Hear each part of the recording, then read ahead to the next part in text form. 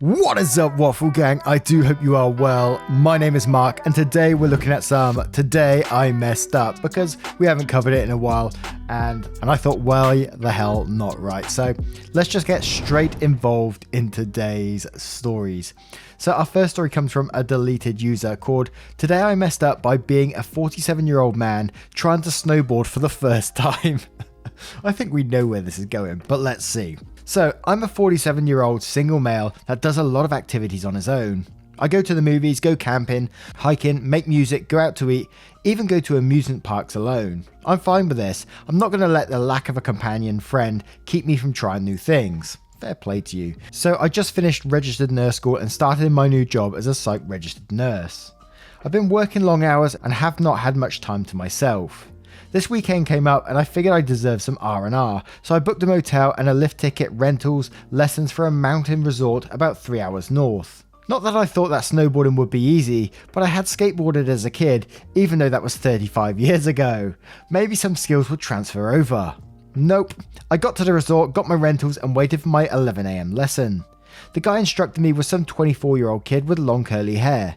He ended up being really nice and not at all some rad extreme shred dude. Things did not go well. We were on the bunny slope and just fucking ate it. Within the first 5 minutes I had fallen 3 times and either pulled a muscle in my torso or broke a rib. I got through the first hour, unbuckled my boots and told the guy that I was done. I told him that it was inevitable, that I was going to hurt myself bad and that I couldn't let that happen because my job can be fairly physical sometimes. Now I'm holding a nice cottage, drinking screwdrivers and watching the Joe Frank documentary. My left hand hurts, my right wrist has an abrasion, my ass hurts and my right upper quadrant produces a sharp pain when I move too much or cough. Total cost $293 for the hotel, $419 for the lift ticket, rental and lessons, $50 for gas, $50 for food, coffee, cigarettes, $45 snowboard pants, $13 snow jacket thrifted equals $870. $870 for a sore ass. Gotta be worth it, right? I have a similar story. I mean, I tried snowboarding once myself. We ain't got like not like a proper snow hill. At least I don't think it was. It's like fake snow or whatever it is. And I had to travel 3 hours to go and have these lessons. And it was like meant to be like an all-in-one full day learning experience. And by the end, you get like a permission to go down the hill by yourself. And my God, I thought it's got to be easy, right? Because I could skateboard as well. I thought, yeah, that's got to be easy. I got the balance, but it's not. You have to lean backwards and forwards. And my God, my ass by the end of that day was absolutely in bits. I got halfway through the day and we had to go and have lunch and we was all sitting there talking about how the lessons were going. And at this point, I was nearly in tears, the amount of pain I was feeling on my lower back. But I thought, I can't bail out here. I just can't do it. So I put up for the rest of the day and I've never gone snowboarding since. Although they did let me go down the hill by myself and I was petrified all the way down, but I thought I have to do it at least once. My word. Anyway, Liberal Thinker replies to this saying, when I was 40, I went in to see the orthopedist with a bad shoulder injury. He told me, congratulations, you are now certifiably middle-aged. If you were 18, you probably wouldn't have gotten hurt. If you were 60, you'd be smart enough not to try it. But you haven't yet figured out that you're not 18 and not wise enough to moderate your physical stressors. So folks like you, keep me in business. Right then, I was pissed at the lack of empathy since I was really hurting. Later, I found it a hilarious way to tell me to grow up and take better care of the only body I was going to get. And Sonia72 Quebec says, I did the same thing at about 40. I saw a couple of 15-year-olds talking on the phone while doing it, so I thought it must be not that hard to learn. Big fucking mistake. Of course, I was the oldest in the class. The instructor, who was maybe 18, kept calling me mom, which made me feel like a dinosaur. I couldn't even stand on the fucking thing long enough to do anything, fell multiple times on my ass, so I completely abandoned after the lesson. I don't know what got the most bruises, my ego or my butt. And Sufficient Fishing says, if this is a real today one, you didn't necessarily fuck up yet. Try skiing tomorrow, way easier, and then you don't eat the cost of a lift ticket for one day. If you bought lessons, take them as ski lessons. You just need to pay for the ski rental though. Absolutely, skiing is much easier, but you know, it's always tempting to get into snowboarding. It just looks a bit cooler to me. To me anyway, don't get on my back about that. And let's move on to the next story. And our next story comes from Squidney. Today I messed up by calling my cat a fucking rat bastard in front of my online middle school students. So I'm a middle school teacher and my district is fully online, going back to in-person soon though. I was teaching my class like normal when out the corner of my eye, I saw my cat jump up onto the plant table, attack the leaves of my money tree and knock it over, spilling soil and broken branches all over the floor. Now this money tree is my most beloved plant. I've had it for 4 years and we've been through a lot together.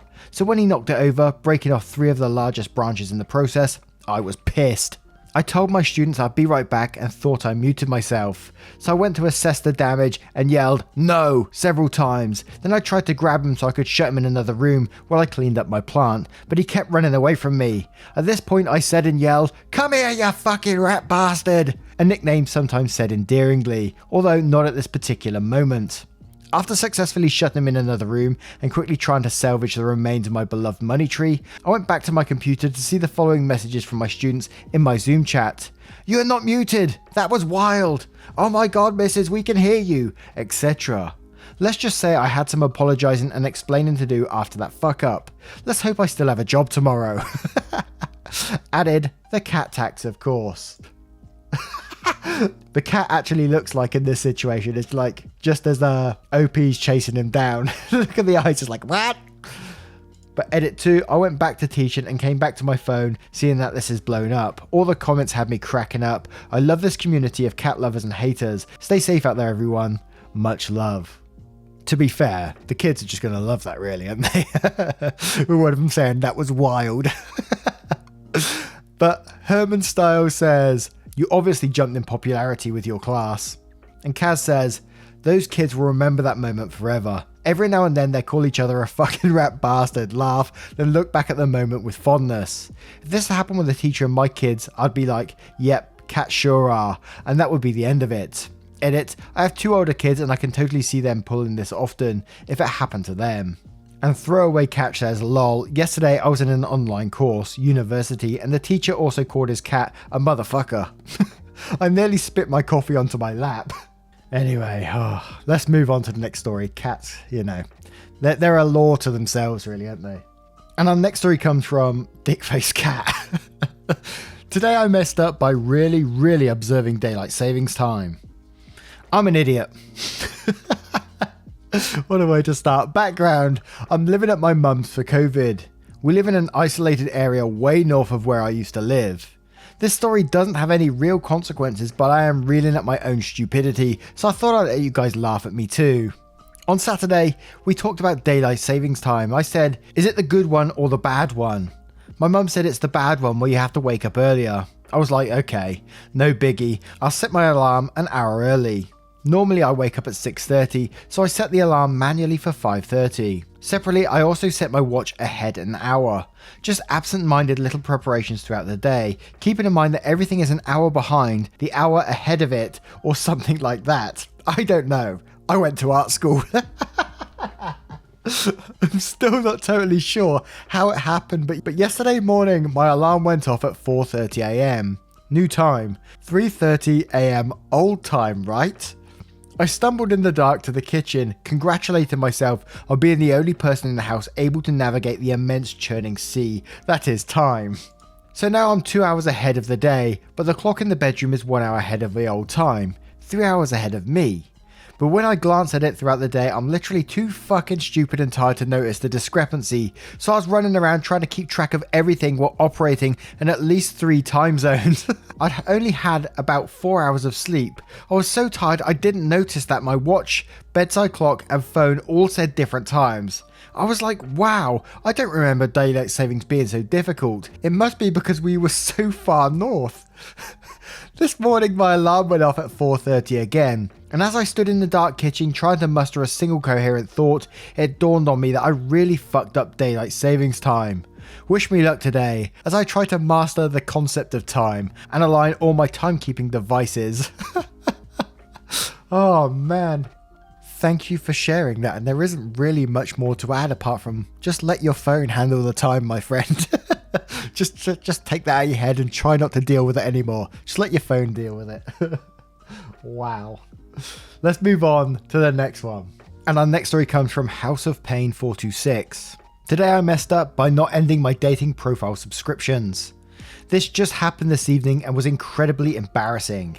My 28 male wife, 27 female, and I met 2.5 years ago on a dating app. We hit it off immediately and decided a year after our first meeting to get married.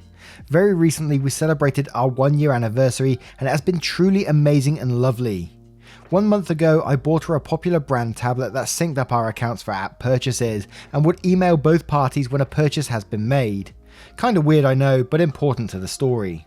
Fast forward to now, this evening, while on my way to meet up with some friends for a beer, I get a call from my wife.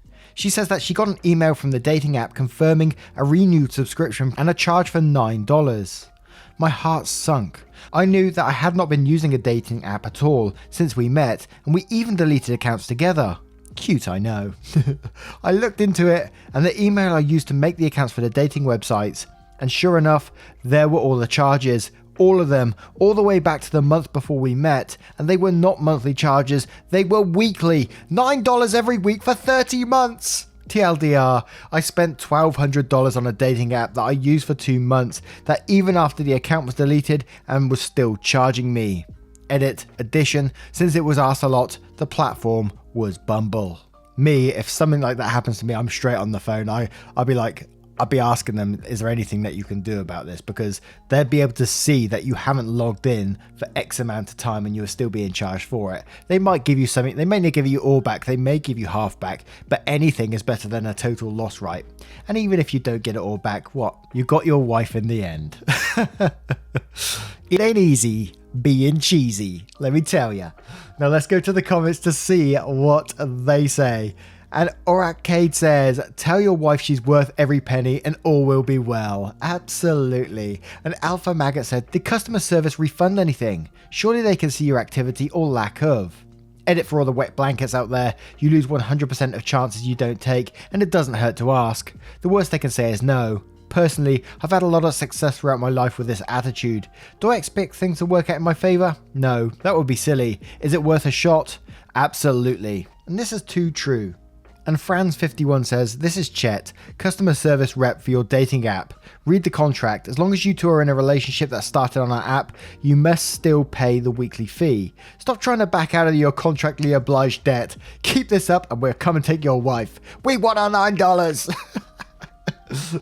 And Alpha Rat Fight says, whoa, look at Mr. Moneybags over here, who doesn't notice $9 from his account missing every month. And Van Gogh says, $9 every week. And I think that's about enough from this one. But what do you guys think of this situation? Have you ever let a subscription run over? And our next story comes from Anglophile Alex. Today I messed up by sticking my USB-C charger into a carrot. I am a 3rd year marketing student currently writing my research dissertation.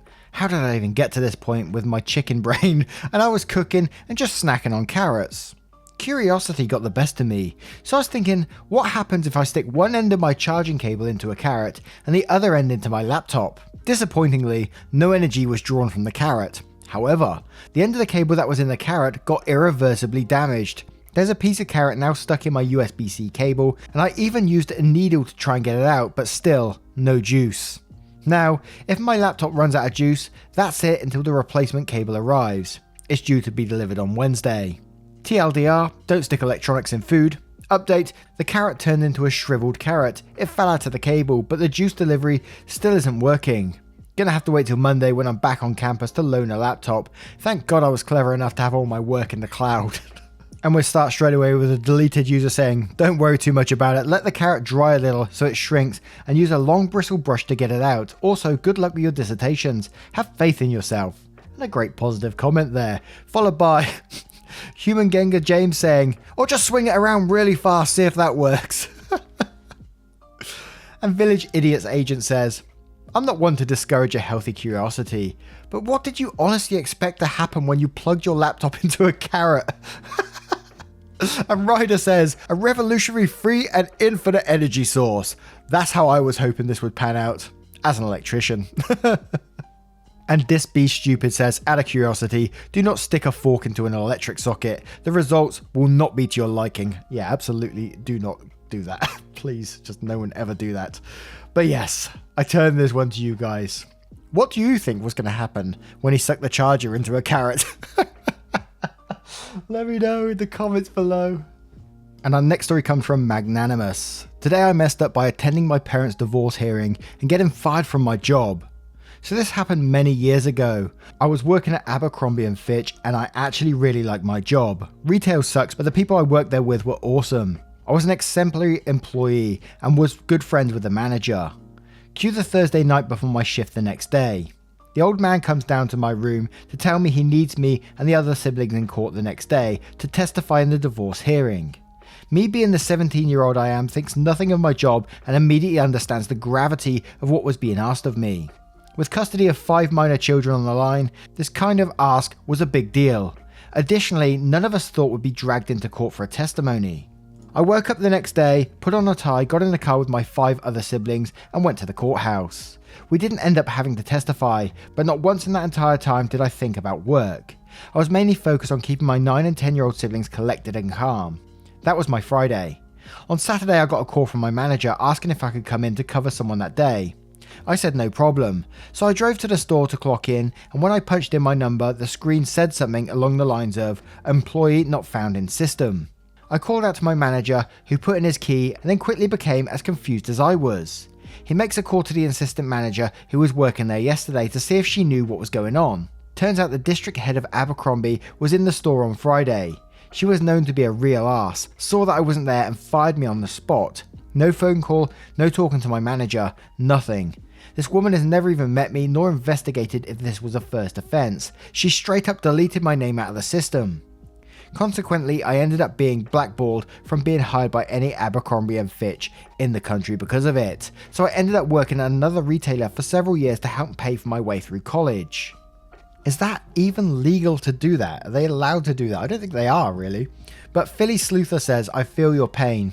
I was fired from my Bath and Body Works job because I was dying in hospital. My mother called me out the weekend of Mother's Day and said that I had a 105 fever and was unconscious.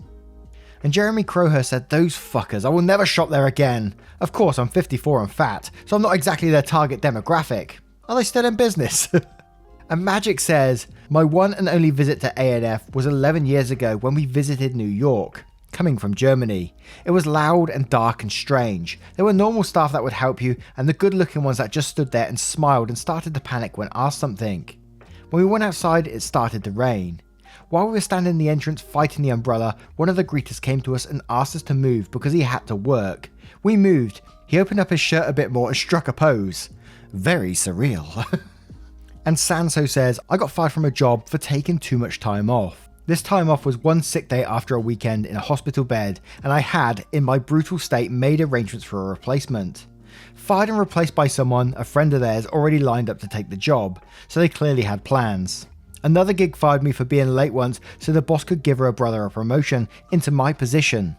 Employers all talk about family when you start. You just don't know, they only mean their own family. And now I turn this one to you guys. Have you ever been fired from a job for some dubious reason? Let me know in the comments below. Now, once again, guys, I hope you did enjoy these stories of TIFU. It's been a while since we've actually covered them. I don't usually cover this subreddit very often, mainly because when you go in there, all it is like, because generally, whenever you go into this story, always the top ones are always some sort of sexual hiccup, something happened during sex or something like that, and they just get boring as hell, man. So I try to find different stories rather than just those, because I just don't find them very interesting, to be quite honest. They're just so predictable every single time. But anyway, I hope you did enjoy these stories, and if you did and you want to support the channel further, you absolutely can, but never any pressure to do so, just by clicking that join button down below for YouTube, or clicking the link in the description for Patreon and joining up there.